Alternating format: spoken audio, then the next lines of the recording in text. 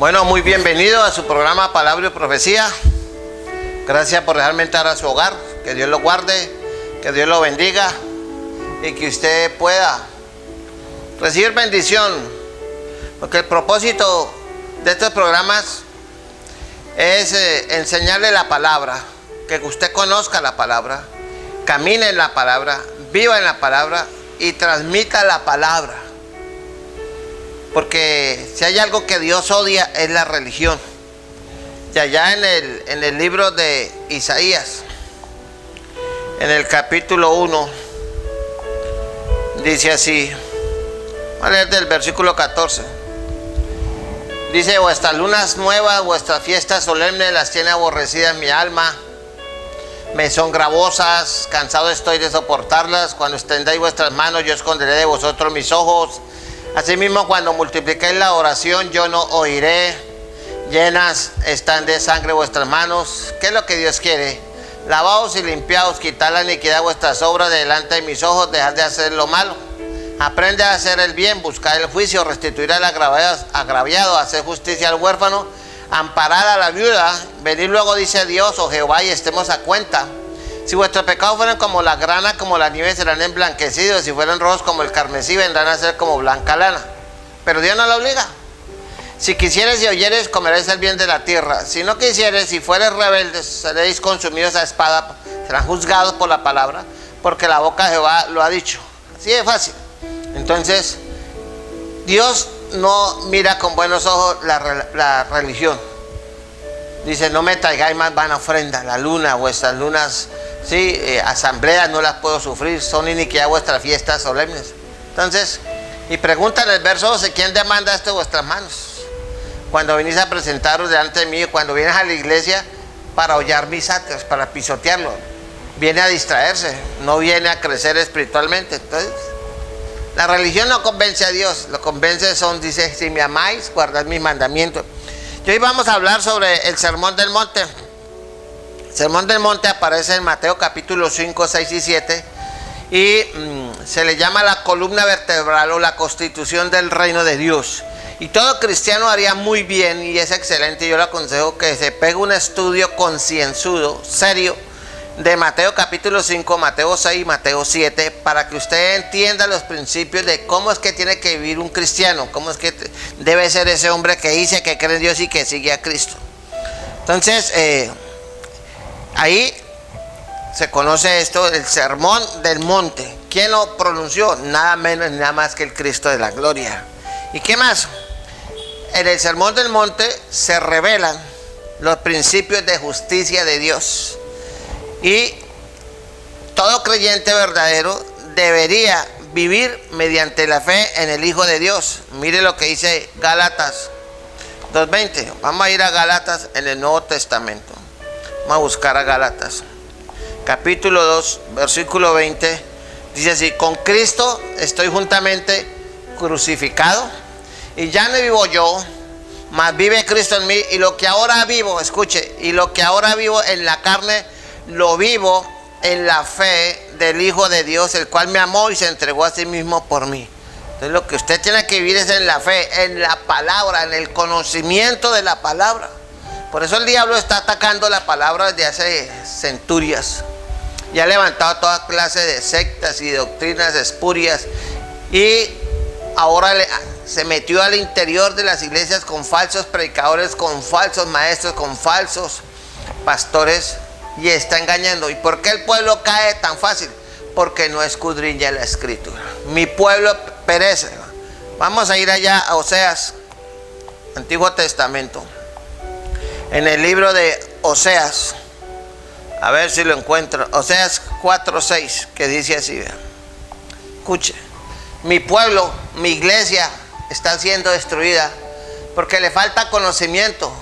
Por cuanto desechó el conocimiento, yo te echaré del sacerdocio. ¿Cuánta gente en el ministerio ya ha sido rechazada por Dios? Y aunque siguen en el ministerio, pero son rechazados por Dios, porque no están predicando la palabra, no guardan, no viven conforme a los principios de justicia del Sermón del Monte, Mateo 5, 6 y 7. Y porque olvidaste la ley de tu Dios. ¿Qué hace Dios con esa clase de personas? Dice: también yo me olvidaré de tus hijos. Eso afecta a sus hijos. Recuerda que en Hechos 16 dice, cree en el Señor Jesucristo y serás salvo tú y tu casa. Entonces, ¿por qué muchos creyentes, sus hijos son impíos? Están en doctrinas, ¿sí? Ahora hay el evangelio del amor, que eso de la salvación, del perdón, de eso de la santidad, que eso es anticuado, que ahora hay una nueva revelación. Eso es apostasía, falsos profetas, hijos del diablo.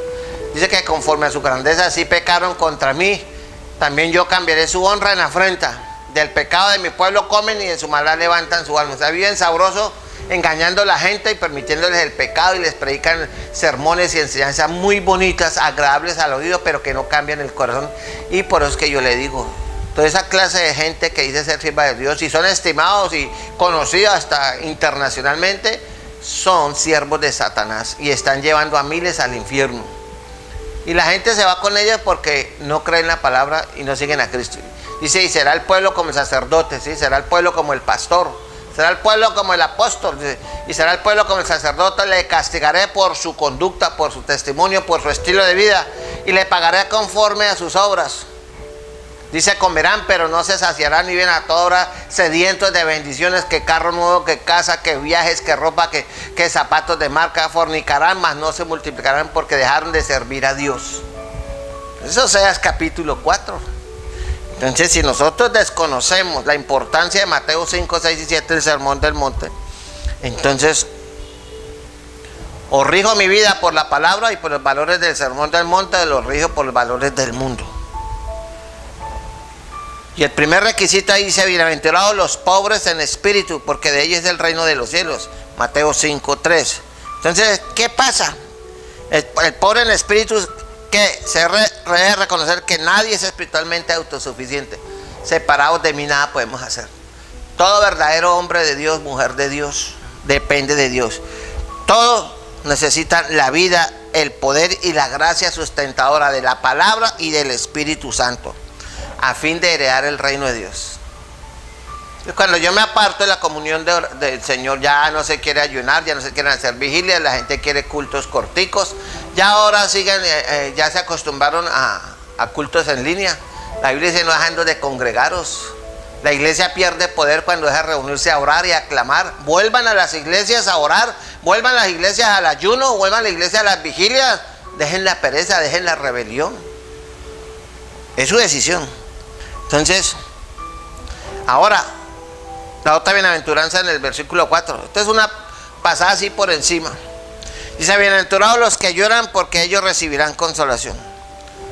La gente que llora lo hace porque se lamentan por la debilidad. Estamos hablando del pueblo de Dios, la debilidad humana, ¿sí? Yo en mi carne, en mi propia fuerza, no soy capaz. Pablo lo dijo, ¿quién me librará de este cuerpo de muerte? Lo que yo quiero hacer no hago, y lo que no quiero hacer eso hago. La lucha entre la carne y el espíritu. Por eso yo tengo que aprender a depender de Dios. ¿Cómo dependo de Dios? Yendo a la iglesia, orando y estudiando la palabra todos los días hasta que me muera. ¿Qué le dijo Pablo a Timoteo? Sé fiel hasta la muerte y yo te daré. Está en Apocalipsis. Eso es para la iglesia, es para todo el mundo, para todo pastor, para todo líder, para toda familia, para todo joven, para todo niño. Sé fiel hasta la muerte y yo te daré la corona de la vida. Y yo no soy capaz, no hay fortaleza, porque nuestra lucha no es contra carne y sangre, sino contra principados, contra potestades de las regiones celestes. Por eso nosotros tenemos un patrón que es la justicia de Dios, la palabra de Dios y el poder de Dios. Mire lo que dice Mateo 6:33. Vamos a ir a Mateo. Mateo capítulo 6. Vaya buscando allá en su Biblia. Mas buscad que primeramente el reino de Dios y su justicia, y todas estas cosas serán añadidas. Entonces, ¿cuál es la prioridad suya como cristiano? Buscar de Dios. Buscar primeramente el reino de Dios. Entonces, mire lo que dice segunda de Pedro 2:8. Segunda de Pedro, vamos a ir allá. Capítulo 2, versículo 8, que dice así: porque este justo que moraba entre ellos afligía cada día su alma justa, viendo y oyendo los hechos inicuos de ellos. Este hombre sufría, Lot sufría, dice el verso 7, en segunda de Pedro, y libró al justo Lot abrumado por la nefanda conducta de los malvados. Usted sufre por toda la perversión sexual que se ha levantado que están patrocinando los líderes políticos, culturales y hasta iglesias que cambiaron la doctrina y ya personas abominables ocupan el púlpito y lo promueven y se jactan y se ríen. La iglesia debería estar abrumada, debería estar clamando, gimiendo que Dios tenga misericordia y salir a predicar la palabra de Dios y enfocarse en los niños y en los jóvenes, porque ellos son los que están siendo afectados directamente por esa ideología de género, por ese progresismo, por ese comunismo disfrazado de cultura. Tenemos que despertar. Levántate, tú que duermes, y te alumbrará la luz de Cristo. Ahora, cuando usted llora por el pecado, porque no es capaz de seguir a Cristo en su fuerza, los que lloran serán consolados al recibir del Padre. ¿Qué recibe usted del Padre? Justicia, paz, amor, gozo en el Espíritu Santo. Eso lo dice Romanos 14, 17. Vamos a ir a Romanos, capítulo 14, versículo 17, que dice así: porque el reino de Dios no es comida ni bebida, sino justicia, paz y gozo en el Espíritu Santo. Cuando usted sigue los valores y llora por el pecado, llora porque usted no es capaz de seguir a Cristo, depende de ti, separados de mí nada podéis hacer. Entonces tenemos que llorar y pedirle al Señor que, Señor, no me sueltes de tu mano. Él dijo: yo soy la vid, vosotros los pámpanos, y todo pámpano que no lleva fruto será cortado y echado al fuego. Por eso usted tiene que entender, ¿right?, que tenemos que llorar, gemir por la condición en que estamos delante de Dios. Dios nos quiere llenos de la palabra, llenos del Espíritu Santo, con nuestras vestiduras blancas, sin mancha y sin arruga. Pero si estamos distraídos con las cosas del mundo, la prioridad son otras. La tercera, bienaventurado, el verso 5 de Mateo 5. Bienaventurados los mansos, porque ellos recibirán la tierra por heredad. O sea, cuando habla de los mansos no es la gente tonta, boba, no. Es la gente que es de corazón humilde. Son los que se postran delante de Dios y se someten a Él y a su palabra. Se dejan guiar por la palabra y el Espíritu Santo. Encuentran en Jesús su palabra y el Espíritu del refugio y se consagran a vivir en obediencia y santidad para el Señor y le sirven y usan sus dones. Se interesan más en la obra de Dios y en el pueblo de Dios que lo que pueda sucederles a ellos. Se sacrifican.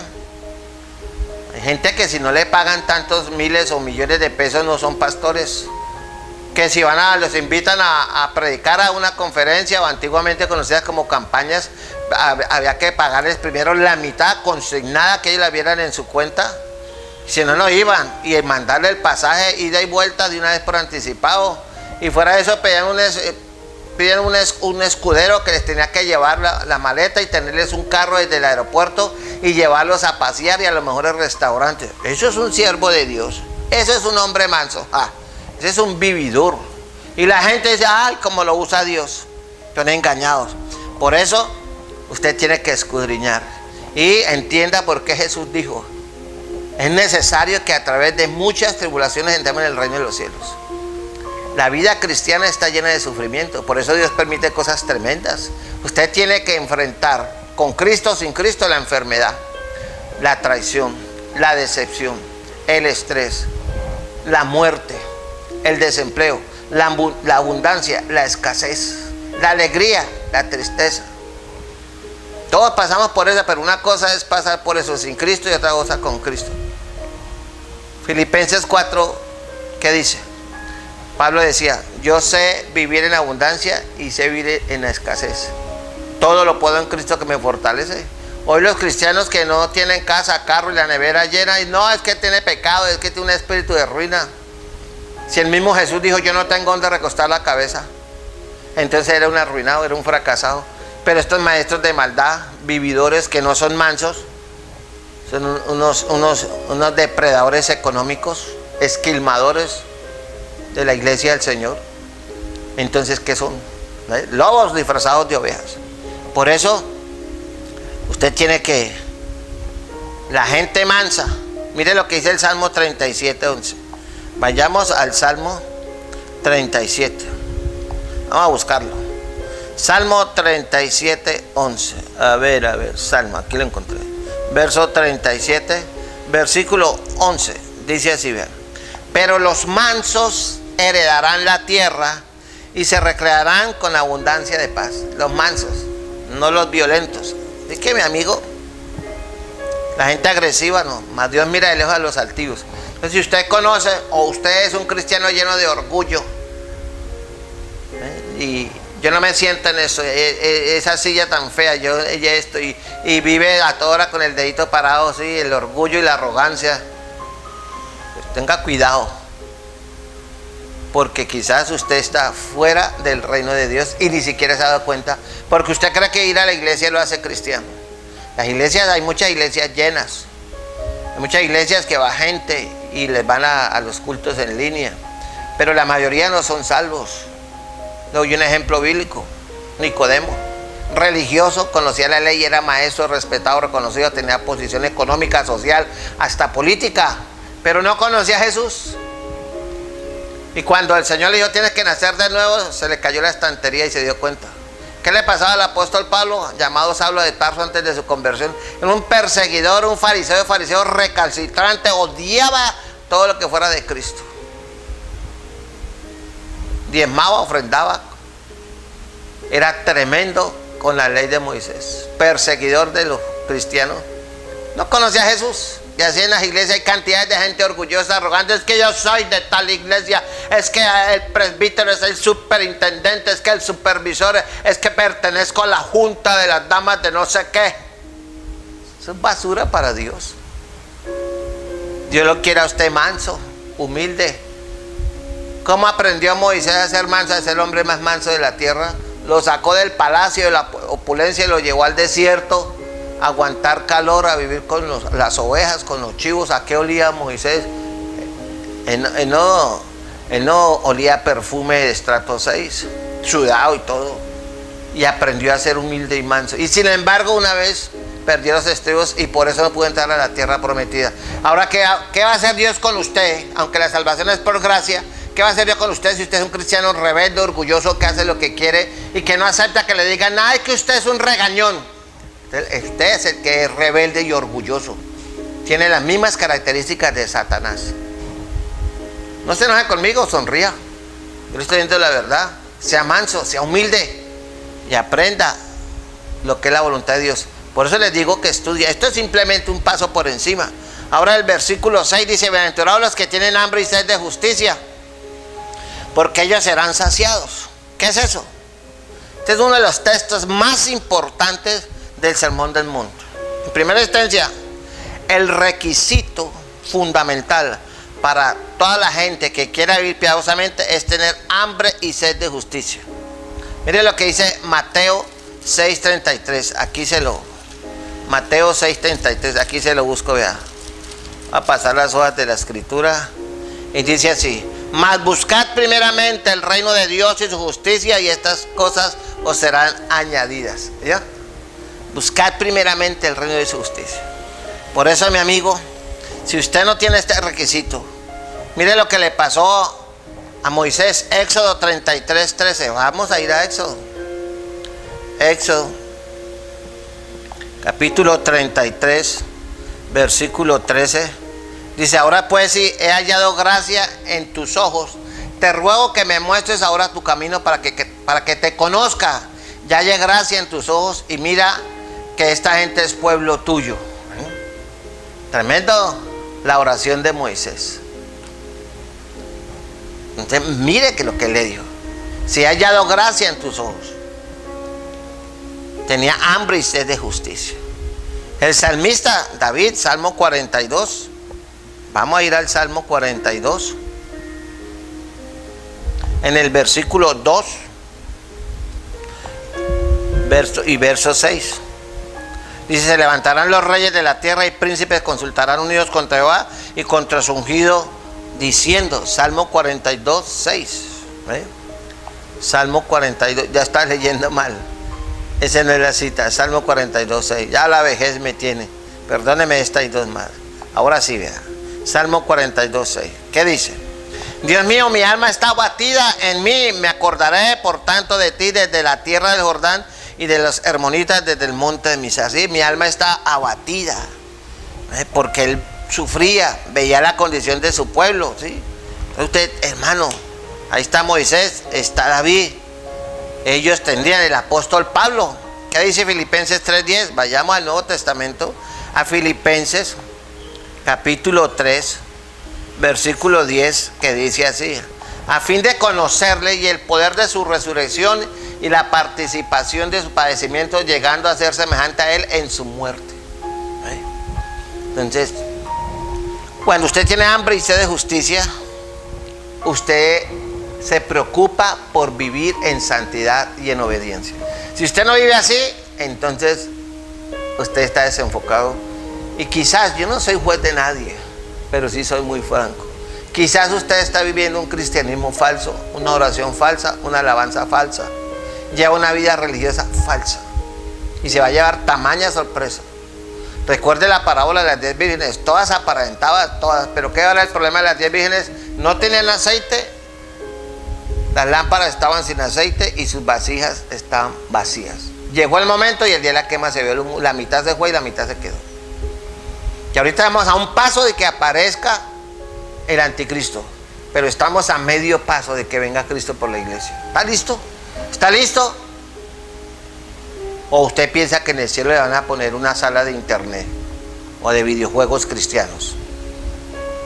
No, hay que despertar. Por eso, esta gente, ellos tuvieron hambre de Dios, de oración, de santidad y obediencia.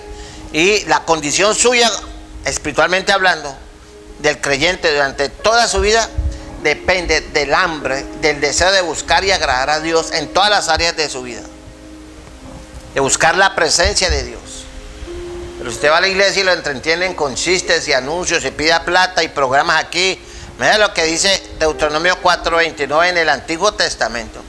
Deuteronomio 4:29, busquémoslo. Deuteronomio 4, versículo 29. Mas si desde allí buscares a Jehová, tu Dios, lo hallarás. Si lo buscares de todo tu corazón y de toda tu alma. Cuando estuvieras en angustia y te alcanzar en todas estas cosas, si en los posteros días te volvieras a Jehová, tu Dios, y oyeres su voz. Estamos en los posteros días. Hay que volverse a Dios, hay que volverse a la oración, hay que volverse a la escritura, hay que volverse a la iglesia, hay que volverse a la santidad, hay que volverse al evangelismo. Hay que volverse y ser un hombre, una mujer que tiene hambre y sed de la justicia de Dios.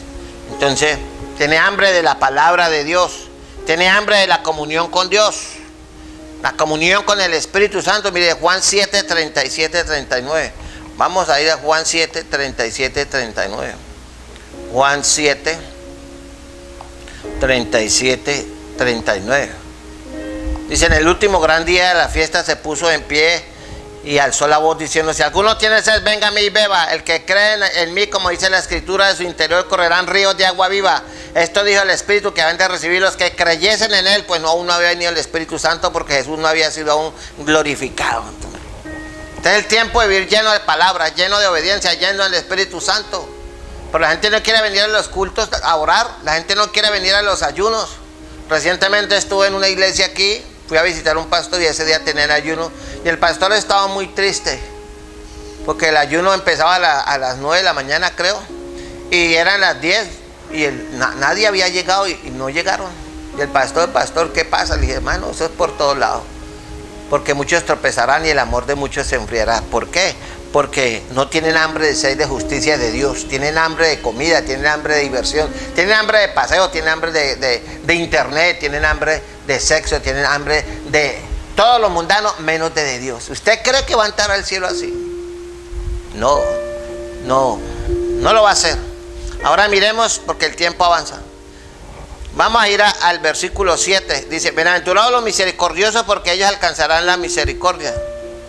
¿Qué es misericordioso? La gente que es piadosa y tiene piedad de los que sufren, ya sea por el pecado o por el pesar de otra persona, un vecino, un hermano, un familiar, un amigo que está sufriendo. Tienen misericordia y lo ayudan. Pero si usted ve que la gente está sufriendo, le piden algo: ay, Señor, reprenda al diablo, vaya, trabaje, da de comer al hambriento.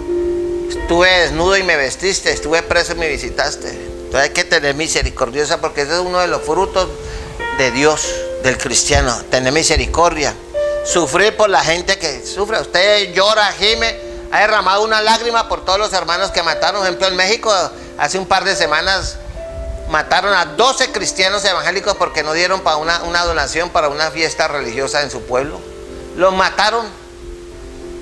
¿Cuánta gente cristiana están matando en Nigeria? ¿Cuánta gente cristiana está matando en Arabia Saudita? Es una cantidad de muertos que hay por todas partes. Busque los informes de Puertas Abiertas y verá cantidad de que usted siente pesar. Allá ellos. Aquí va a llegar la persecución. ¿Usted está listo? Si no busca a Dios ahora, que puede mucho menos cuando le pongan a usted taranqueras y decretos y normas, ¿qué va a hacer? No le va a pasar lo de Pedro: Señor, ni muerto te negaré. Y lo cogió una esclava, lo avergonzó y él terminó maldiciendo y diciendo que él no conocía a ese tal Jesús. Y se encontró con los ojos de Jesús y se fue a llorar amargamente, porque él era valiente en la carne, ¿no? Los cristianos valientes en la carne no les sirven a Dios. Acuérdense lo de Gedeón: llevó un poconón de gente, llévelos al agua. Y el que se arrodilla ya, el que se postra ya, no es el que está inclinado mirando, tomando agua y mirando. Eso es lo que se quedan. Se quedaron 300 de miles. Y la mayoría se devolvieron porque tenían miedo. ¿Usted de qué lado está? Entonces necesitan cristianos que sean mansos, que tengan hambre y sed de justicia, que estén dispuestos a sufrir, que lamenten, que tengan misericordia de la situación que está viviendo el mundo, la familia. Así que, mi amigo, ojo con eso. Y los limpios de corazón. 8. Bienaventurados los limpios de corazón, porque ellos verán a Dios. Limpios de corazón, ¿quiénes son esa gente? Son los que han sido liberados del poder del pecado por la gracia de Dios. Hay gente que vive en santidad, como dice la abuela, juntos pero no revueltos, llenos de la palabra. Dice, y se esfuerzan para agradar y glorificar a Dios, y se guardan para Él, porque quieren ser como Él. Tienen el mismo sentir que tiene Dios: amor, justicia, misericordia. Odian la maldad, no se gozan en ella. Su corazón, que incluye la mente, la voluntad y sus emociones, pertenecen al Señor. Dice: el que ama a Dios y odia a su hermano. Líderes odiándose, demandándose por internet, sacándose los cueros al sol los unos a los otros. Familias, misiones, hermanos de una iglesia que nosotros, que allá son mundanos, allá una porquería, son esto. Eso tiene limpio el corazón, ¿no? ¿Van a entrar al cielo? No. Por eso es importante que usted estudie Mateo 5, 6 y 7, porque a mí el tiempo no me lo permite. Así que, mi amigo, ahí lo dejo. Quedan los pacificadores, es la gente que se ha reconciliado con Dios, han hecho la paz mediante Cristo en la cruz del Calvario y se han arrepentido y lo han reconocido como Señor y Salvador. Y ahora se esfuerzan por llevar una vida de testimonio para guiar a los demás a los pies de Cristo, incluso a sus enemigos, y siempre están en paz con Dios porque viven en comunión con Dios. Fue un placer estar con ustedes. El tiempo nos da para más. Dios les guarde. Vea el canal Edgardo Hernández Pastor y puede ver estos programas y muchos otros. Que Dios les bendiga. Nos vemos en una próxima ocasión.